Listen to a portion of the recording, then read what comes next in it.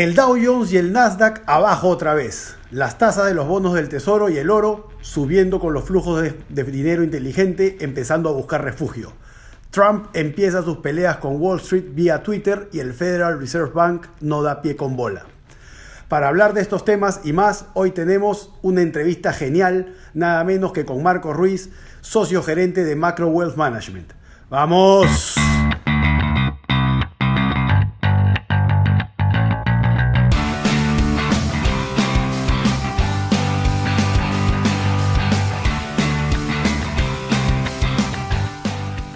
Bueno, estamos en nuestro episodio número 29 de 10 Arriba con Miguel Villacaba, acá en las oficinas del Grupo Macro con Marco Ruiz, socio gerente de Macro Wealth Management. Para los que no conocen, al Grupo Macro es, a mi parecer, la empresa más prestigiosa de consultoría en el Perú y además uno de los grupos más buscados y reconocidos en el Perú para administración de fondos, gestión de patrimonios familiares y banca de inversión. Macro fue fundada en 1985 y tiene como socios a personas que no solo son referentes en torno a la economía peruana, sino que también son profesionales a los que yo personalmente admiro muchísimo. Entre sus socios están Elmer Cuba, un economista que si habla y no lo escuchas, te vas a perder de mucho. Rafael Carranza, un referente en la Bolsa de Valores en Lima, además la persona que me dio mi primer trabajo. Mateo Moreira, Diego Kisich, Raúl Salazar, es decir, el Barcelona de la economía peruana. Bueno, Marcos, mil gracias por estar con nosotros acá en 10 Arriba. Un placer estar acá contigo. Un gusto, Miguel. Gracias por la invitación. Bueno, para empezar quería preguntarte ¿qué es el Grupo Macroconsult? ¿Qué es el Grupo Macro? ¿Qué es lo que hacen en resumen? Macroconsult inicia operaciones el año 1985, cuando un grupo de banqueros centrales encuentra una necesidad de brindar al sector empresarial asesoría en temas económicos, ahí donde había un vacío, ahí donde existía un vacío, y eran años pues turbulentos. Acuérdate, el primer gobierno de García, un año con mucha volatilidad en muchos de los indicadores sobre el cual los empresarios necesitaban certeza. Entonces Macroconsult arranca dando asesoría en temas económicos a inicios de los 90, con la apertura de la economía y los flujos de capitales ingresando, funda un nuevo negocio que es Macroinvest, que es una banca de inversión, es nuestra boutique de banca de inversión, y empieza a estar muy relacionado, muy metido, muy involucrado en temas de privatizaciones. Posteriormente empieza a meterse ya en el negocio de asset management y con Macro Asset Management, y finalmente hace un par de años cerramos el circuito, cerramos un poco el círculo con Macro Wealth Management, ¿no? Que es nuestro family office aquí en el grupo. Dime, ¿qué tipo de inversiones está recomendando Macro hoy? ¿En qué están invirtiendo la plata de sus clientes? ¿Qué buscan ustedes para brindarle rentabilidad a sus clientes? Correcto. Por lo general, las recomendaciones que hacemos parten de lo que el grupo ve en el family office. En ese sentido, el mandato de un family office usualmente es uno de desconcentración o de diversificación de los riesgos de los clientes. Entonces, si el cliente es un grupo familiar peruano fuertemente invertido en minería, probablemente el mandato nos refiera a inversiones fuera de Perú y fuera de ese sector. Igual si es una familia con posiciones en real estate importantes, lo más probable es que invirtamos fuera también de Perú con algún tipo de enfoque más internacional y en muchos otros aspectos. Habiendo dicho esto, en el caso de aquellas personas con patrimonios en Perú, con liquidez en Perú y que quieran invertir en Perú, lo que hemos estado haciendo ha sido recomendar demanda interna básicamente, y también exposición a algún sector relacionado, alguna empresa relacionada a commodities, a minería, ¿no? Ahora, la primera parte de la recomendación, que es ir a demanda interna, tiene pues dos patas, ¿no? La primera es la relacionada al consumo privado, la segunda es la relacionada al sector público o a la inversión pública, ¿no? Donde sí hay ciertas trabas, hay ciertas demoras, y también el sector construcción ha sido de alguna manera golpeado. Entonces, en teoría hay que esperar un poco que se disipe ese ruido. Por el momento hemos estado relativamente cautos con Perú, pero eventualmente van a haber oportunidades muy interesantes conforme los valuations, de la mano del resto de las correcciones que vemos en el mundo, se pongan más atractivos, ¿no? Y cuando me hablas de inversiones afuera, ¿qué es lo que siguen ustedes? ¿Qué es lo que han visto, vamos a decir, en el 2017? ¿Qué es lo mejor que han visto ustedes? El 2017, Miguel, ha sido un año histórico, sí, porque si el 2016 fue bueno, todo corrió, la renta variable, la renta fija, los commodities, los emergentes, todo. El único que no corrió fue el dólar, pero el resto de mercados corrió. El 2017 fue incluso mejor, ¿no? Has tenido 2 años seguidos con retornos de 2 dígitos en el high yield. Estamos hablando de 10%, 14% respectivamente en 2016 y 2017. Y los mercados pues raleando el año pasado arriba de 20%. Sí, una locura. Había que ser manco para no hacer plata ahí. Entonces, en general, ¿qué hemos estado viendo últimamente? ¿No? Algo que el mercado ya ha empezado a... Ni no últimamente, ¿no? Hace un par de meses, ¿no? Algo en lo que el mercado se está enfocando ahora, ¿no? Es que algunos valuations en algunos mercados están un poco caros, ¿no? El mercado ha corrido rápido y ha corrido en poco tiempo su última pierna, por ahí decirlo, ¿no? El mercado ya venía sin correcciones importantes desde inicios del 2016, febrero, digamos. Hubo una chiquita en junio del 2016 y después de eso hemos tenido un periodo solamente de subidas en el mercado y con la volatilidad en mínimos.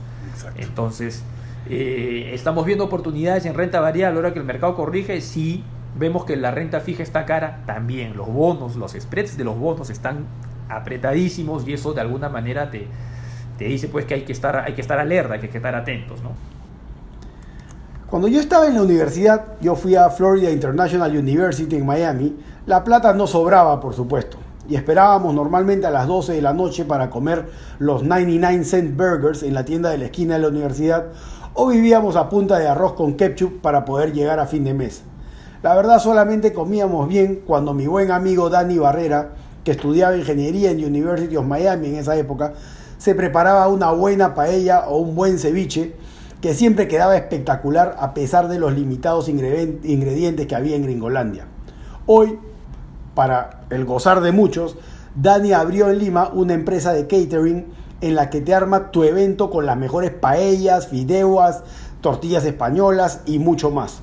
Un chef de los buenos, como los de antaño, no como cada payaso que ves ahora que supuestamente estudió en Francia o en la China y la verdad no sabe pelar ni una papa. Para todos tus eventos llama a Buen Fuego de Dani Barrera. Ahora en verano van desde Cerro Colorado hasta Ancón. Un maestro, Dani. Lo recomiendo a ojos cerrados. Llámalos al 982-592384 o visita su página de Facebook, A Buen Fuego. A Buen Fuego de Dani Barrera, espectacular. ¿Cómo ves los mercados de acciones en Estados Unidos? ¿Por qué crees que corrigió la bolsa en estos días? Y bueno, ¿es esto algo para preocuparse por parte de los que están largos el mercado de acciones en Estados Unidos? A ver, ahí la historia en Estados Unidos tiene dos patas, ¿no? Acuérdense que la bolsa es un reflejo de lo que pasa, o debería ser un reflejo de lo que pasa en el sector real, del crecimiento. Entonces, en ese sentido, hay que tener presente que la otra pata es pues el mercado y las expectativas del mercado y de alguna manera los rumores que mueven al mercado, ¿no? Muchas veces el mercado, y eso lo sabes tú mejor que yo, pues compra el rumor y vende la noticia. Entonces, mucho de lo que hemos visto en la bolsa en Estados Unidos ha sido eso, ¿no? O sea, los fundamentos de la economía asumiendo que no hay desbalances, fuertes desbalances como los hubo el 2008 y que de alguna manera el crecimiento y la sincronización del crecimiento a nivel mundial va a continuar. Tienes pues que el lado del sector real debería venir, al menos este año, bien todavía. La otra pata en la que ha corrido mucho, que son las valorizaciones. Entonces era solamente cuestión de encontrar un motivo para que el mercado corrija. ¿Por qué corrigió? Porque las tasas, la semana pasada, las tasas del bono del Tesoro a 10 años saltó hasta cerca de 2,88, cuando hace poco, en septiembre, estaba en 2,05%. Entonces esa subida definitivamente pone nervioso al mercado, que empieza a ver el fantasma de una inflación más alta con una mayor probabilidad de ocurrencia, ¿no? Pero tú no crees que... me hablabas un poco de por qué subió en el 2017 el mercado de acciones y mencionabas el tema de la sobrevalorización de algunos rubros. ¿no crees que las bajas tasas que ha tenido Estados Unidos en los últimos años han desencadenado en un financiamiento sumamente barato que ha posibilitado a que las grandes empresas, los grandes grupos corporativos y los grandes bancos americanos entren a comprar acciones al mercado accionariado, y esto haya hecho que el mercado suba artificialmente y tengamos hoy valorización de mercado, market capitalization de diferentes empresas, de diferentes rubros, que no tienen nada que ver con los activos de las empresas, no tienen nada que ver con las proyecciones de las empresas y no tienen nada que ver con cómo se mueve cada una de sus industrias? Correcto. Algo que es cierto, y es que cuando al mercado tú lo manoseas mucho, como lo ha hecho la Reserva Federal o como lo han hecho los bancos centrales en todo el mundo, generas distorsiones. De alguna manera estás incubando tu propio problema a raíz de la medicina que le diste al mercado en los años de crisis.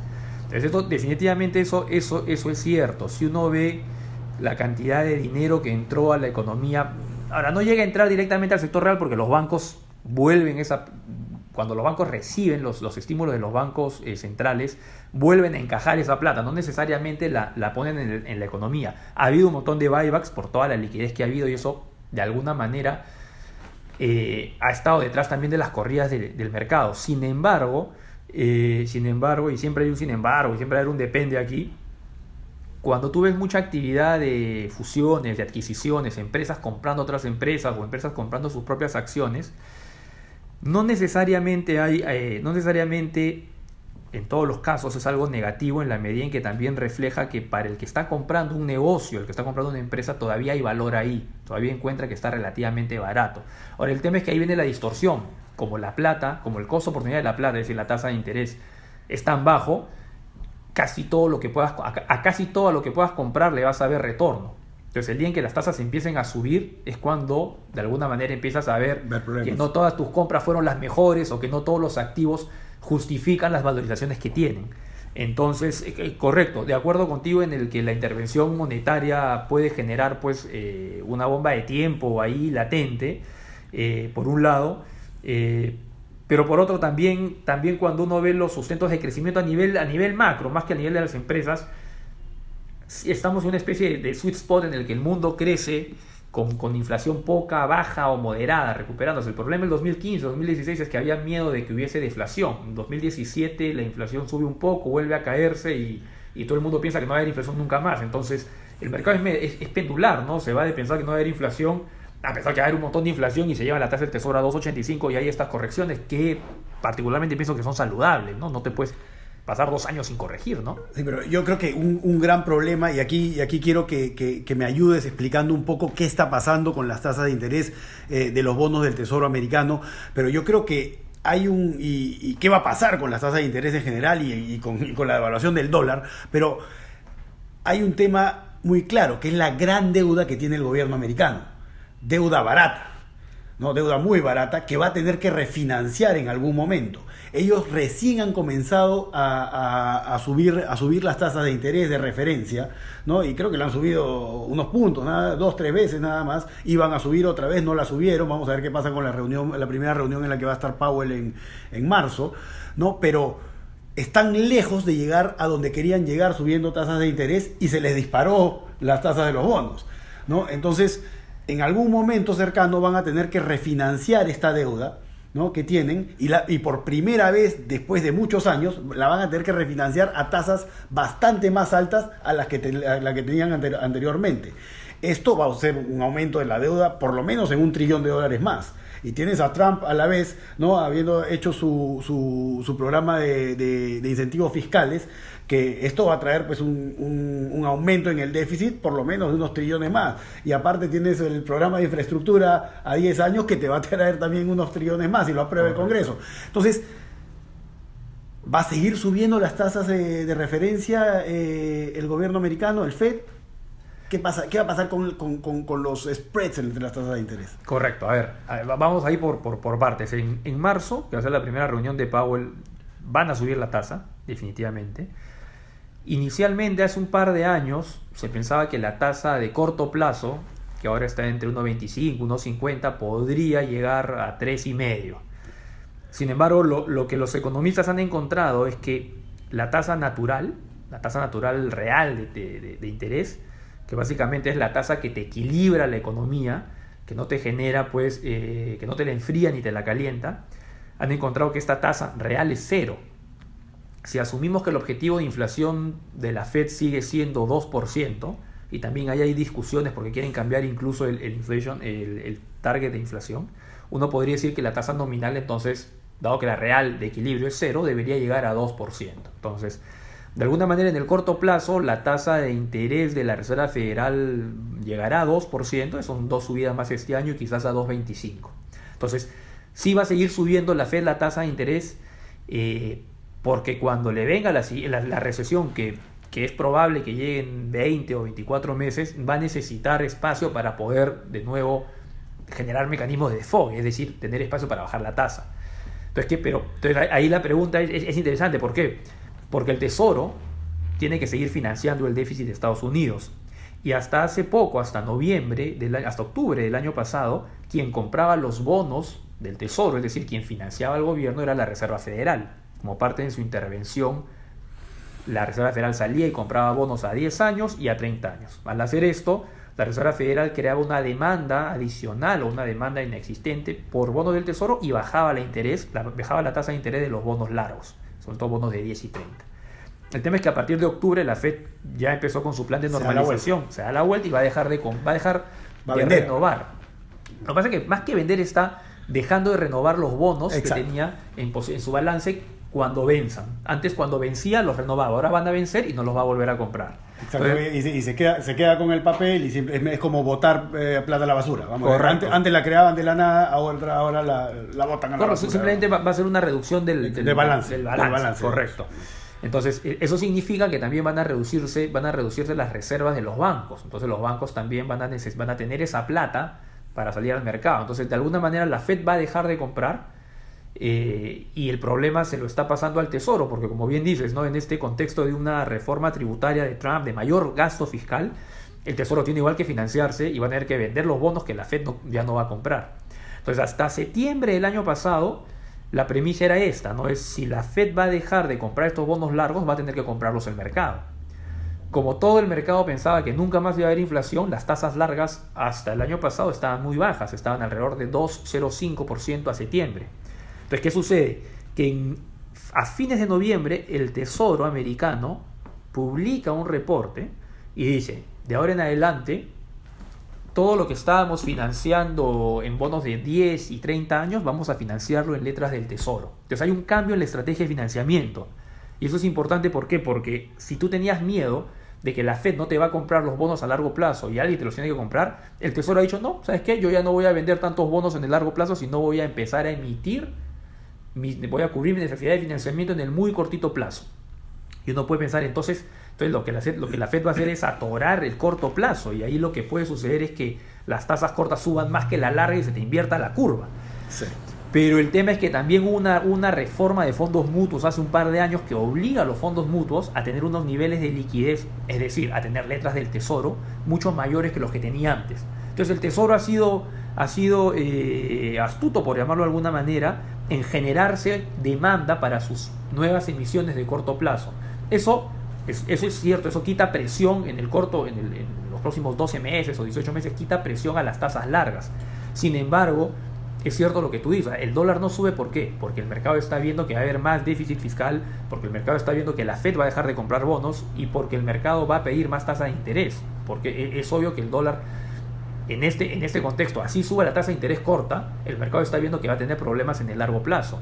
Entonces, un mayor déficit fiscal, un mayor gasto por parte del fisco, al final del día, si no está bien financiado, termina debilitando la moneda. ¿Qué es un podcast? Muchos amigos que escucharon 10 arriba por primera vez me preguntan qué es un podcast. Bueno, un podcast es una grabación que puede ser escuchada en tu celular, tablet o computadora en el momento que quieras. Lo puedes escuchar en aplicaciones móviles como YouTube, Apple Podcasts, SoundCloud o Spotify. Los episodios te llegan directamente a la aplicación después de que te suscribes gratuitamente al podcast de tu elección. Puedes escuchar el podcast donde quieras y cuando quieras. En el gimnasio, cuando sales a correr, cuando estás en el carro en tráfico, en tu casa, mientras descansas, en la oficina Bueno, en el mundo hay millones de podcasts disponibles y tú puedes elegir a cuáles te suscribes y escuchar a quienes quieres escuchar hablando de los temas que te interesan, cuando quieres y donde quieres. Empresas como CNN, Bloomberg, ESPN, Financial Times generan miles de podcasts en el mundo y el mundo los escucha masivamente. Los podcasts definitivamente están acabando con la radio y se están convirtiendo en el medio de elección para recibir audios de entretenimiento, noticia y educación. Entonces, no te quedes atrás, entra al app de Apple Podcasts en tu teléfono, al app de YouTube o SoundCloud y suscríbete a 10 arriba.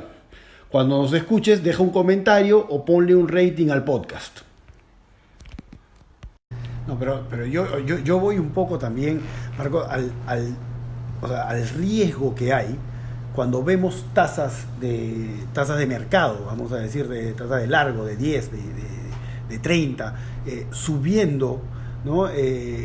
Cuando no se pensaba que iban a subir de esa manera todavía, que le traiga problemas de financiamiento al FED y que tengan que voltearse otra vez y volver al QE, ¿no? Si agarrar y decir, paro de subir las tasas, porque esto apenas comencé a subir las tasas un poco, el mercado reaccionó pensando que acá va a haber una bonanza económica, vamos a decir, ¿no? Cuando han visto que la bolsa subía, todo iba ok y qué sé yo.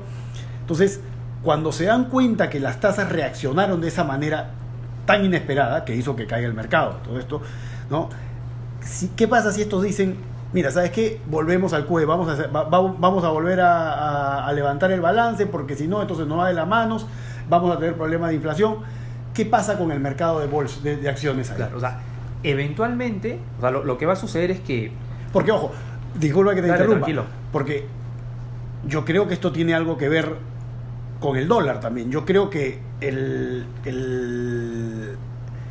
Fed o el Treasury y los bancos regionales están vendiendo dólares, están haciendo que caiga el dólar.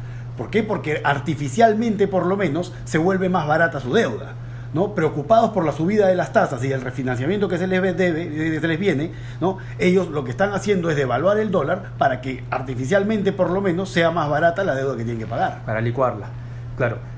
Ahí hay un tema interesante. Permíteme referirme justo a la primera parte de tu pregunta.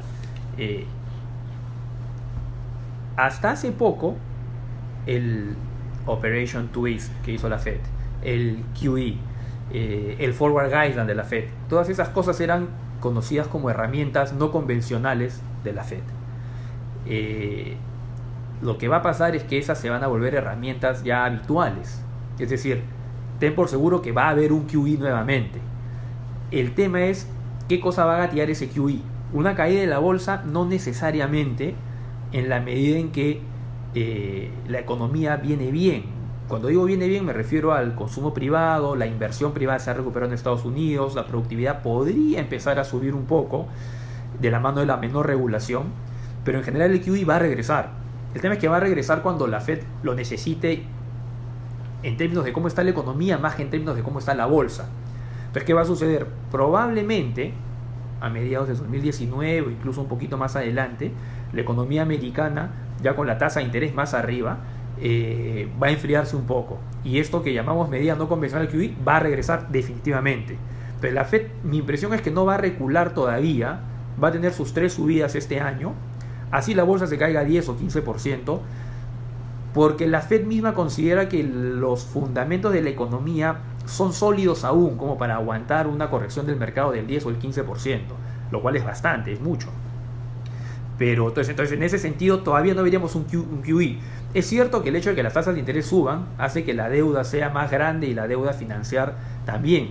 Entonces el tema es que lo que va a hacer el Tesoro es tratar de financiarse en el cortito plazo donde las tasas no estén tan altas. Sin embargo, eso tiene un riesgo, ¿no? ¿El riesgo cuál es? Que el mercado, que hasta hace poco pensaba que las tasas largas no iban a subir porque no había inflación, en un momento se va de un lado al otro y empieza a pensar que va a haber inflación y se sube la tasa larga. Cuando sube la tasa larga, ¿qué sucede? Tú tienes que empezar a ver ahí los diferenciales de tasas entre dólares y euros. Porque uno inicialmente piensa, ¿por qué el euro está fuerte si la tasa que está subiendo en el corto plazo es la de los dólares? Y la tasa en euros de corto plazo ni se ha movido. Entonces el tema ahí es que el mercado ha dejado de ver la tasa de corto plazo como determinante más fuerte del FX, del tipo de cambio. ¿Por qué? Porque cuando esta herramienta no convencional, que es el Forward Guidance, se hace tan explícito y el mercado sabe que la Fed va a subir 3 veces la tasa y sale Draghi en Europa y dice que no la va a subir hasta que el tema esté con todos los motores prendidos, el mercado ya ni se empieza a fijar en esa tasa. Entonces, ¿en qué se empieza a fijar el mercado? Eso lo puedes ver cuando veas el euro cómo ha evolucionado. Se empieza a fijar en el diferencial de tasas largas contra cortas. Entonces, en el caso de Estados Unidos, la curva se ha aplanado bastante en el último año, y ese aplanamiento de la curva es el que ha aguantado al dólar. Detrás de ese aplanamiento de la curva están todas las expectativas de lo que tú acabas de mencionar y estás en lo correcto, los problemas de financiamiento, los problemas de mayor déficit, etcétera, etcétera. Y en el caso de Europa, la curva se ha empinado, es decir, la tasa larga ha corrido más que la corta, y por eso el euro ha estado fortalecido. Entonces, eso al final de mantenerse, es decir, del mercado pasar al nerviosismo en cuanto a inflación, a moderarse, darse cuenta que la inflación no va a descarrilarse, sino va a regresar a recuperarse un poco, va a hacer que el dólar no se fortalezca mucho más, no se fortalezca. Si lo ves en el último año, el dólar se ha depreciado cerca de 15%. Sí. Entonces, eso termina siendo igual un escenario relativamente cómodo para los commodities, en la medida en que también hay pues sus estrecheces del mercado, sus estrecheces de oferta, y se suma un poco de demanda financiera. Bueno, pero un dólar débil te sube los commodities. Correcto. ¿No? Y hay dos temas ahí, ¿no? Tú ves los futuros de gasolina. Los futuros de gasolina, en época de invierno no hay tanto consumo, ¿no? Pero tú ves los futuros de gasolina para abril, estás hablando de $2.10. Hace un año, en abril del año pasado, estaban en 1.50. Correcto. Entonces, eso te va a causar un efecto importante a finales del invierno de ellos, del verano de nosotros, al índice del precio del consumidor. Correcto. Y si tú sigues teniendo un dólar tan bajo, en algún momento te va a afectar el mercado de los granos, que está en sus niveles más bajos de la historia. Entonces, si tú tienes algún problema con el clima en Sudamérica, en Argentina, en Brasil, como se está diciendo en estos momentos, si tienes una levantada fuerte en los próximos 2 meses del mercado de granos, tienes el incremento de la gasolina para abril, puedes tener un susto fuerte en el tema del índice de precios del consumidor. Correcto. Y va a ser eso, va a ser un susto. O sea, si uno ve la relación entre las expectativas de inflación y el precio del petróleo, se va a dar cuenta que están completamente correlacionadas. No digo que haya causalidad, pero sí hay simultaneidad. Y si uno revisa el efecto del dólar en los precios de importación de bienes de capital, de commodities excluyendo el petróleo, y de una serie de bienes importados en Estados Unidos, también se va a dar cuenta que esos se están recuperando y están subiendo de nuevo. Cuando el dólar se fortalece, el componente importado en la inflación se reduce. Cuando el dólar se debilita, el componente importado aumenta. Y si a eso le sumas que el mercado laboral en Estados Unidos ya está teniendo algunos cuellos de botella en términos de contratación, es cierto, la inflación se va a recuperar. No se va a desbocar, pero el tema es, una cosa es que se desboque y otra cosa es que el mercado se asuste. Y el mercado se asusta rápido, ¿no? Como lo hemos visto. De Tinto y Bife. Increíble cómo se convirtió De Tinto y Bife en el mejor restaurante de carnes de Lima. Desde que mi gran amigo, el popular Chino Soto, un carnívoro de aquellos, tomó el control de este restaurante en Conquistadores San Isidro y cambió la carta, consiguiendo los mejores proveedores de carne de Lima y los mejores parrilleros. Se transformó en el restaurante Lima para cerrar negocios o compartir una buena carne con la familia o amigos. Una entraña Angus, un bife de chorizo argentino o un tomahawk, como si estuvieras en el mejor steakhouse de Nueva York. Simplemente espectacular. El otro día fui con un amigo argentino y me confirmó lo que yo ya sospechaba. Ni en Buenos Aires vas a comer una carne como la carne que te comes en De Tinto y Bife. De Tinto y Bife, Avenida Conquistadores 605 San Isidro. Para reservas llamen al 422-2273. Bueno, finalmente, rapidito, así, lamentablemente, yo me imaginaba que iba a pasar esto, porque esta conversación yo creo que da para mucho más tiempo. Quizá podemos repetirla en algún momento para otro podcast. Quería que me cuentes un poco si están ustedes recomendando inversiones en criptomonedas y cómo ve el peruano este mercado. ¿Qué opiniones han escuchado acerca de sus clientes acerca de este mercado? Correcto. Inicialmente, y eso tiene que ver con la opinión que tienen que tiene la gente del tema, inicialmente no estamos recomendando las criptomonedas per se. Pensamos que hay mucho valor en la tecnología subyacente y que, por así decirlo, las criptomonedas son una extensión, son la punta del iceberg. La tecnología subyacente, el blockchain, es una cosa completamente distinta y es una cosa a la cual hay que tenerle el ojo puesto. No estamos recomendando ahorita invertir en criptomonedas, no lo hemos hecho en el último año. Lo hemos visto subir, lo hemos visto bajar, pero básicamente porque creemos que hay que buscar invertir en la tecnología subyacente más que en esta aplicación de dicha tecnología, de dicho blockchain, ¿no? En ese sentido, no hemos estado ahí. Ahora, el peruano no está todavía muy informado en este tema, no ve el potencial que tiene la tecnología. Y más aún lo que han estado apareciendo en algunos casos he visto, pues son estos clubes de afiliación y algunos esquemas un poco extraños que más bien dan miedo, más que confianza. Dan miedo, quitan confianza y le hacen daño a la idea y a la tecnología, porque sí pensamos que la tecnología del blockchain sí puede generar muchos cambios y ser disruptiva hasta cierto punto. Pero cuando vemos pues estos clubes de afiliación y estas cosas, pues están de alguna manera pervirtiendo el tema y añadiéndole pues un halo de oscurantismo y medio complicado, ¿no? Exacto. Básicamente. Exacto, sí, ¿no? Y se ve, no solamente se ve acá, tú, o sea, pones Bitcoin en Google y ves cada cosa que asusta, ¿no? Y yo creo que hay muy poca información y muy poca educación acerca del tema del blockchain y las criptomonedas todavía en el Perú. Correcto. Creo que es muy poca gente la que está haciendo el trabajo y haciendo su tarea de averiguar bien estas cosas, ¿no? Para poder separar la paja del trigo, ¿no? Porque existen 3.224 criptomonedas. Bueno, y de las cuales 3.000 creo que han aparecido el año pasado, ¿no? Correcto. Y este año. Correcto, ¿no? Hay de todo. Bueno, no, Marcos, mil gracias por la entrevista. Espero que repitamos esto. Yo creo que nos hemos quedado un poco cortos de tiempo. Nada, me despido. Muchas gracias. Y lo dejamos ahí. Bueno, Latinoamérica, muchas gracias. No se olviden de suscribirse donde nos escuchen. Un abrazo fuerte y buen fin de semana. ¡Chau!